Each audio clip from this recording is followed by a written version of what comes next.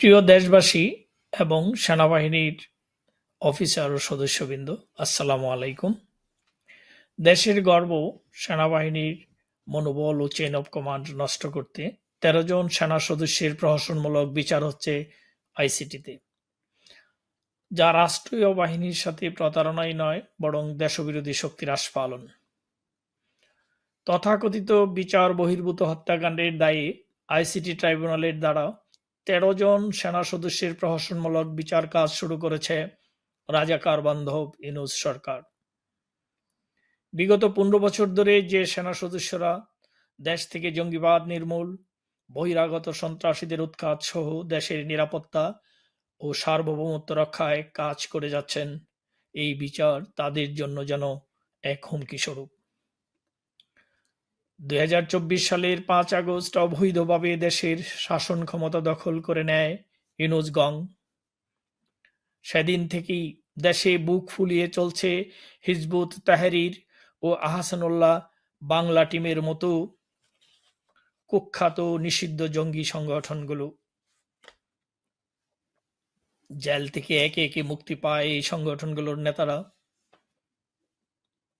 আর এদের গ্রেপ্তারের পিছনে জড়িত আইন শৃঙ্খলা রক্ষাকারী বাহিনী ও সামরিক বাহিনীর সদস্যদের গ্রেপ্তার করার ব্যাপারে চাপ বাড়তে থাকে।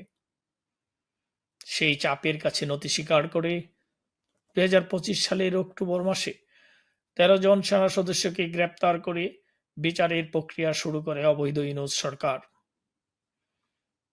এই বিচারের আরও একটি উদ্দেশ্য হচ্ছে মুক্তিযুদ্ধে সেনাবাহিনীর গৌরবোজ্জ্বল ইতিহাসকে ম্লান করে দেওয়া।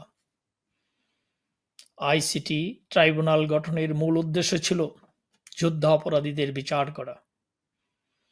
এই ট্রাইব্যুনাল থেকে কাদের মোল্লা, আলী আহসান মুজাহিদ, নিজামী, গোলাম আজম, সাঈদীদের মতো কুখ্যাত রাজাকারদের বিচার সম্পন্ন হয়েছিল।